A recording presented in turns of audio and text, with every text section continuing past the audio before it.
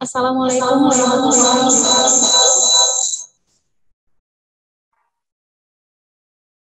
Waalaikumsalam warahmatullahi Waalaikumsalam. Menggema itu kelihatannya. Dalam rangka suasana Idul Fitri kali ini, kami segenap panitia mengucapkan Selamat Hari Raya Idul Fitri 1442 Hijriah. Taqabbalallahu minna wa minkum wa taqabbal ya karim. Siyamana wa siyamakum, mohon maaf lahir dan batin. Selamat pagi, salam sejahtera, Om Swastiastu, Nama Budaya, salam kebajikan, Rahayu. Yang terhormat, PLT Sekretaris Jenderal Kementerian Pendidikan, Kebudayaan, Riset, dan Teknologi, Bapak Profesor Ainun Naim, PhD. Yang kami hormati, Kepala Biro Perencanaan Sekretariat Jenderal Kementerian Pendidikan, Kebudayaan, Riset, dan Teknologi, Bapak Dr. M. Samsuri, SPD, MT. Dan tim dari Biro Perencanaan Kementerian Pendidikan, Kebudayaan, Riset, dan Teknologi. Yang terhormat, Direktur Agama, Pendidikan, Kebudayaan Bappenas, dan Direktur Alokasi Pendanaan Pembangunan Bappenas.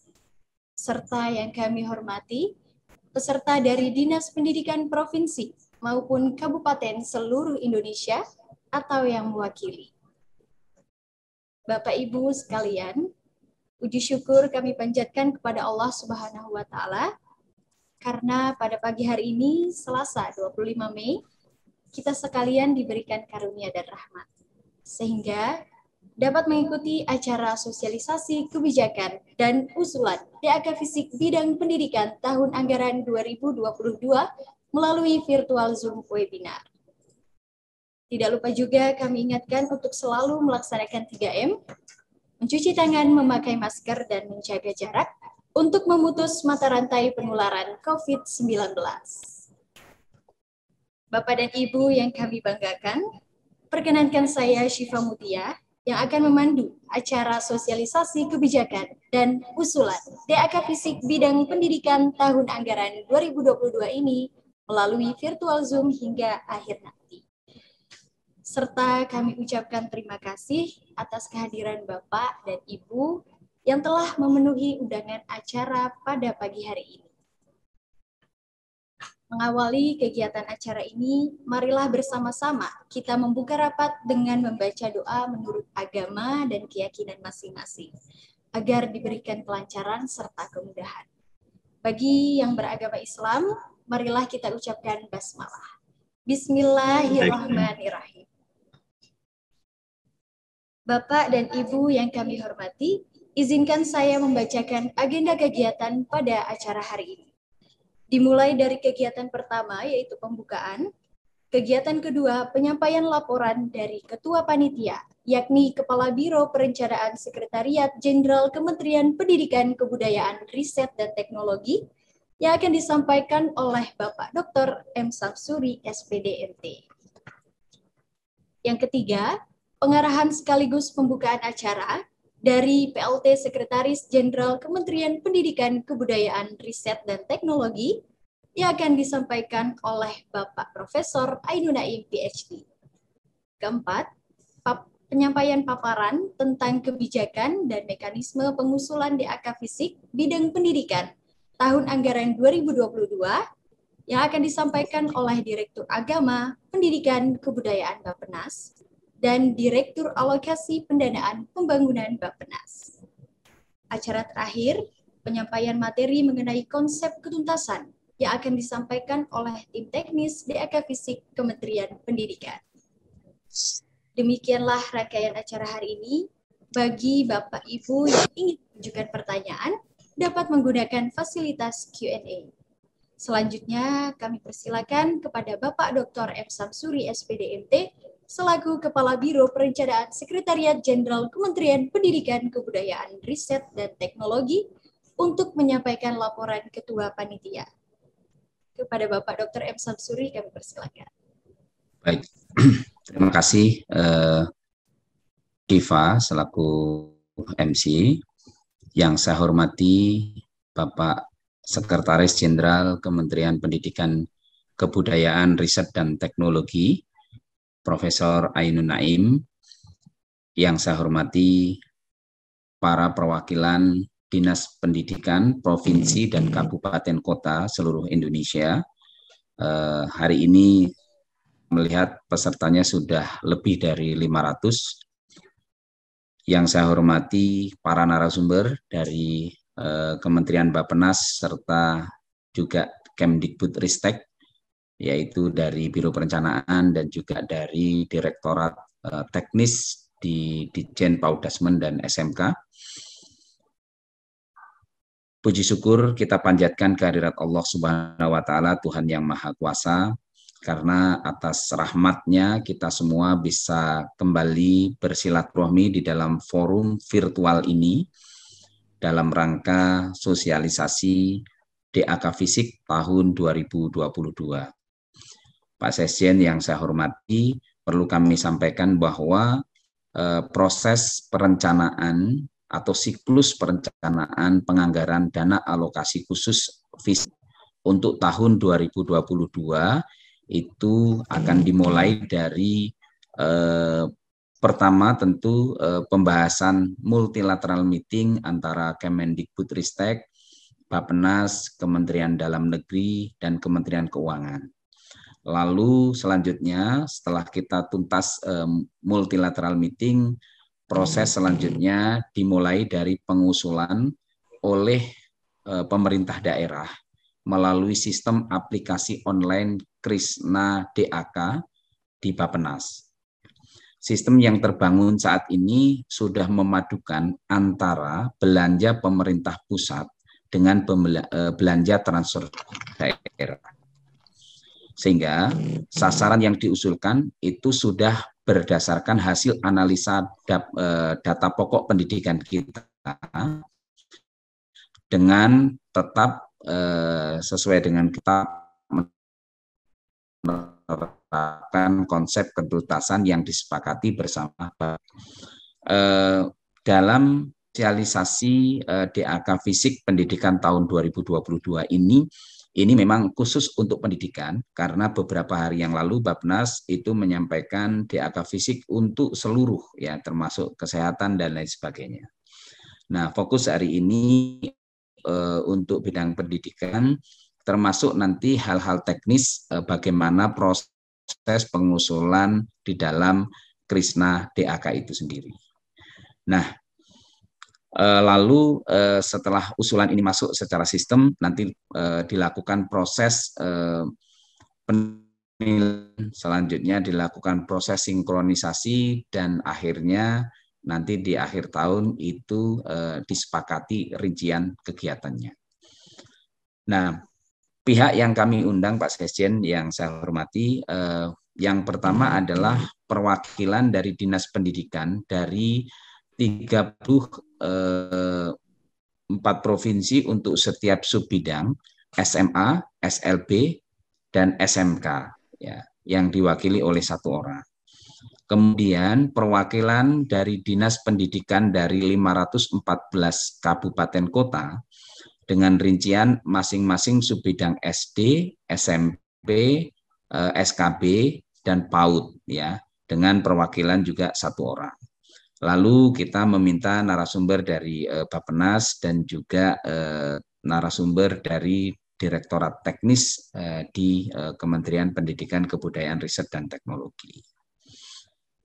Pak Sekjen yang saya hormati serta Ibu Bapak hadirin yang saya hormati, tentu sosialisasi kali ini kita lakukan melalui daring karena penting sekali proses pengusulan itu sudah dibuka, ya, untuk kegiatan DAK Fisik, dan tentu hal ini kita berharap untuk mendapatkan proposal-proposal yang terbaik dari usulan-usulan pemerintah daerah ketika pemerintah daerah itu makin memahami bagaimana cara pengusulan DAK Fisik.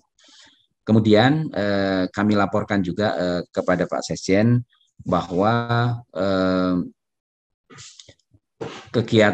kegiatan usulan sosialisasi pengusulan DAK Fisik untuk 2022 ini juga sangat penculkan itu konsepnya adalah ketuntasan. Jadi satu sekolah itu diusulkan secara tuntas. Dan beberapa kebijakan, nanti mohon arahan dari Pak Sekjen terkait dengan kebijakan-kebijakan di 2022. Terakhir, pada kesempatan ini kami mohon dengan hormat kepada Bapak Sekjen, Prof. Ainun Naim, untuk memberikan arahan agar sosialisasi di fisik dan pendidikan tahun 2022 itu dapat dilaksanakan secara baik, dan kami mohon juga kepada Pak Sekjen untuk membuka secara resmi sosialisasi DAK fisik secara virtual ini. Demikian yang bisa kami sampaikan atas perkenan Pak Sekjen dan juga kehadiran Ibu Bapak semua, kami haturkan terima kasih. Assalamualaikum warahmatullahi wabarakatuh. Waalaikumsalam. Terima kasih kepada Bapak Dr. M. Samsuri, SPD MD, atas laporan yang telah disampaikan. Acara selanjutnya kami persilakan kepada Profesor Ainun Naim, PhD, selaku PLT Sekretaris Jenderal Kementerian Pendidikan, Kebudayaan, Riset, dan Teknologi, untuk memberikan pengarahan sekaligus membuka acara pada hari ini. Kepada Bapak Profesor Ainun Naim, PhD, kami persilakan. Terima kasih. Assalamualaikum warahmatullahi wabarakatuh. Waalaikumsalam warahmatullahi wabarakatuh. Yang saya hormati Kepala Biro Perencanaan Kementerian Pendidikan, Kebudayaan, Riset, dan Teknologi, Bapak Dr. Samsuri. Yang saya hormati Bapak Ibu Kepala Dinas atau perwakilan dari dinas-dinas pendidikan dari seluruh daerah di Indonesia. Dan yang saya hormati Bapak Ibu peserta rapat sosialisasi tentang DAK fisik atau kebijakan dan mekanisme DAK fisik untuk tahun 2022. Alhamdulillah kita dapat melaksanakan acara sosialisasi tentang kebijakan DAK fisik 2022 ini dalam keadaan sehat dan dengan mekanisme virtual. Insya Allah tidak mengurangi manfaat substansi dari sosialisasi kebijakan ini. Sesuai dengan yang diminta oleh Bapak Kepala Biro tadi, saya diminta untuk membuka acara sosialisasi ini dan sekaligus memberikan sambutan dan arahan. Dan untuk itu pertama, dengan mengucapkan Bismillahirrahmanirrahim, acara sosialisasi tentang kebijakan dan mekanisme DAK fisik untuk tahun anggaran 2022 dengan resmi sama-sama kita buka. Bapak dan Ibu-Ibu yang saya hormati, selanjutnya berkaitan dengan kebijakan pelaksanaan kegiatan yang didanai oleh DAK fisik untuk tahun anggaran 2022. Pelaksanaan atau pemanfaatan dana DAK fisik itu pertama harus sesuai dengan program prioritas pembangunan pendidikan untuk tahun 2022. Sebagaimana kita ketahui, untuk tahun 2022 sesuai dengan RPJMN dan juga kebijakan-kebijakan Kementerian Pendidikan, Kebudayaan, Riset, dan Teknologi, kita mempunyai target-target kinerja program yang bisa kita kelompokkan dalam 5 kelompok program, yaitu yang pertama adalah program berkaitan dengan peningkatan kualitas pengajaran dan pembelajaran. Mungkin kalau ada tayangan yang disiapkan bisa ditayangkan mengenai program prioritas untuk tahun anggaran 2022 ini.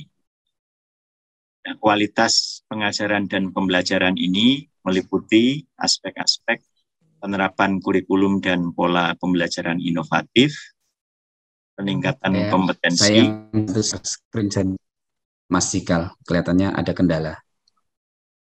Oh, mungkin saya juga bisa ya, juga share. Saya nggak bisa. Ditolong host saja yang sharing. Yang Mas Sikal di close dulu. Oke, jadi peningkatan kualitas pengajaran dan pembelajaran ini meliputi penerapan kurikulum dan pola pembelajaran inovatif, kemudian peningkatan kompetensi dan profesionalisme pendidik, penguatan kualitas penilaian pendidikan, pemanfaatan teknologi informasi dan komunikasi, dan pengintegrasian soft skill dalam pembelajaran. Itu yang mengenai peningkatan kualitas pengajaran dan pembelajaran. Kemudian yang kedua, kelompok yang kedua adalah mengenai peningkatan tata kelola pendidikan. Yang kedua adalah afirmasi akses dan percepatan wajib belajar 12 tahun. Jadi ini menyangkut kapasitas fasilitas pendidikan kita yang meliputi aspek-aspek sarana dan prasarana pendidikan, bantuan pendidikan bagi anak kurang mampu dari daerah afirmasi dan bakat, penanganan anak tidak sekolah, dan penguatan pelayanan terhadap 1 tahun sekolah. Ini untuk program afirmasi akses dan percepatan wajib belajar 12 tahun. Kemudian yang ketiga, itu menyangkut peningkatan pengelolaan dan penempatan pendidik dan tenaga pendidikan. Ini menyangkut kegiatan-kegiatan revitalisasi LPTK, pendidikan profesi guru dan peningkatan kualitas pendidik, pemenuhan dan distribusi tenaga pendidik berbasis kebutuhan, dan peningkatan kesejahteraan pendidik berbasis kinerja. Kemudian yang keempat mengenai penjaminan mutu pendidikan, ini meliputi penguatan kapasitas akreditasi dan perluasan budaya mutu pendidikan. Dan yang kelima menyangkut program peningkatan tata kelola pendidikan, ini meliputi aspek-aspek penguatan tata kelola pemenuhan standar pengendalian mutu pendidikan, penguatan strategi pembiayaan dan efektivitas pemanfaatan anggaran pendidikan, peningkatan sinkronisasi data pokok pendidikan, dan yang keempat, sinkronisasi pelaksanaan PAUD. Ini adalah program-program prioritas ya yang harus kita gunakan sebagai dasar dalam pemanfaatan DAK fisik. Kemudian berikutnya,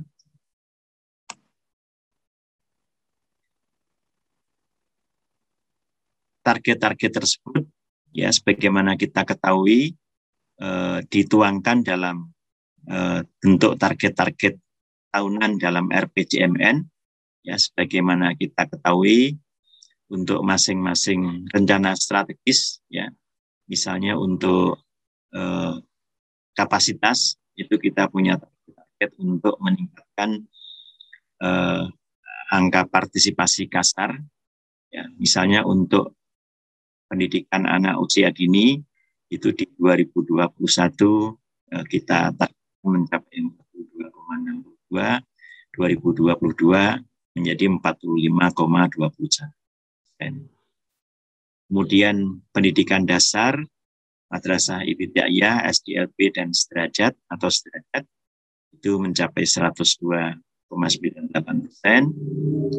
Kemudian untuk SMP 96, SMA, SMK, aliyah, SM luar biasa dan sederajat 90,59 dan perguruan tinggi 35,62%. Tentu DAK fisik ini diperuntukkan khususnya untuk butir 1 sampai dengan 4.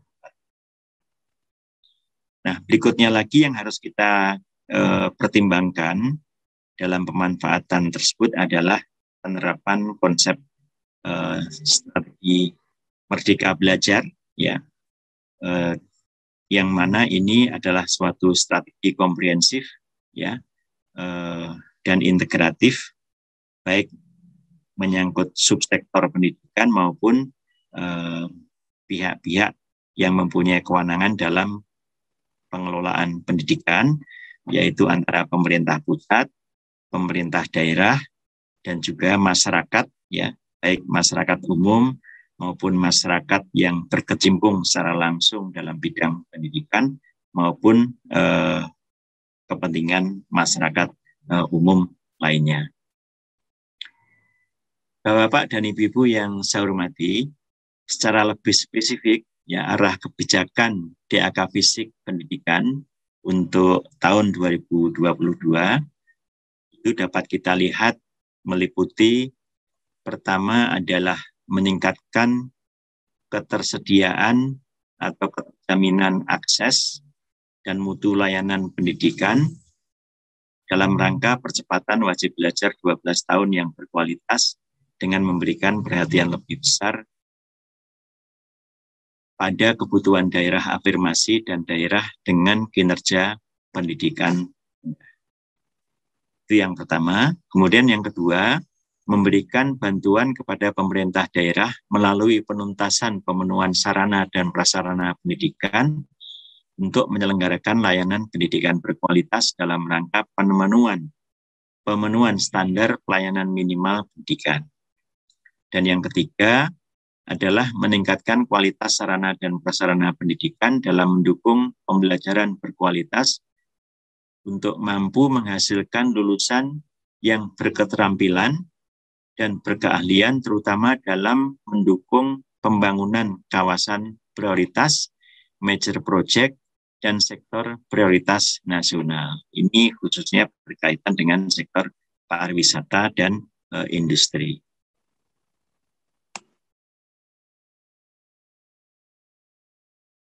Kemudian kalau kita lihat sasaran outputnya, ya, itu meliputi meningkatnya kualitas sarana dan prasarana satuan pendidikan, ya, meliputi pendidikan anak usia dini, sekolah dasar, sekolah menengah pertama, SKB, SMA, SLB, dan SMK. Dan DAK Fisik diarahkan untuk mendukung sasaran outcome APK dalam Renstra Kementerian Pendidikan, Kebudayaan, Riset, dan ini yang dimaksud dengan aspek afirmasi. Kemudian sasaran outcome-nya adalah angka partisipasi pasar.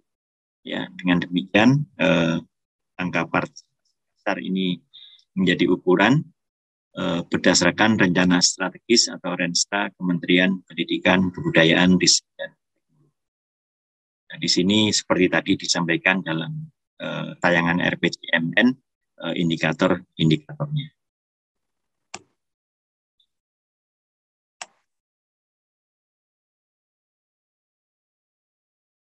Berikutnya, kalau kita lihat dari jenis DAK yang dialokasikan atau digunakan, itu hanya meliputi DAK reguler, dan menunya adalah revitalisasi, baik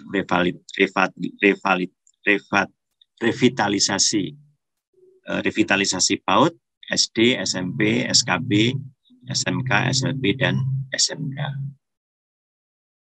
Rinciannya atau secara lebih rinci ini merupakan rehabilitasi dan pembangunan prasarana. Berdasarkan arahan Mendikbudristek, rehabilitasi dan pembangunan prasarana pendidikan melibatkan peran dinas yang memiliki kewenangan cipta karya dari proses pengusulan menggunakan instrumen PUPR hingga pelaksanaan. Kemudian hal penyediaan sarana pendidikan. Penyediaan sarana pendidikan diwajibkan menggunakan e-katalog kecuali terdapat kondisi yang tidak memungkinkan dapat menggunakan metode lain yang relevan dan akuntabel sesuai dengan peraturan perundangan.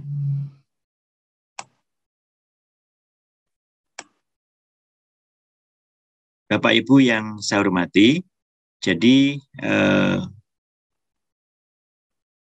itu hal-hal yang penting untuk kita perhatikan dalam pelaksanaan pemanfaatan DAK fisik, ya, menyangkut relevansinya dengan konsep strategi Merdeka Belajar, ya, kemudian revitalisasi PAUD, SD, SMP, SKB, SMA, SLB, dan SMK.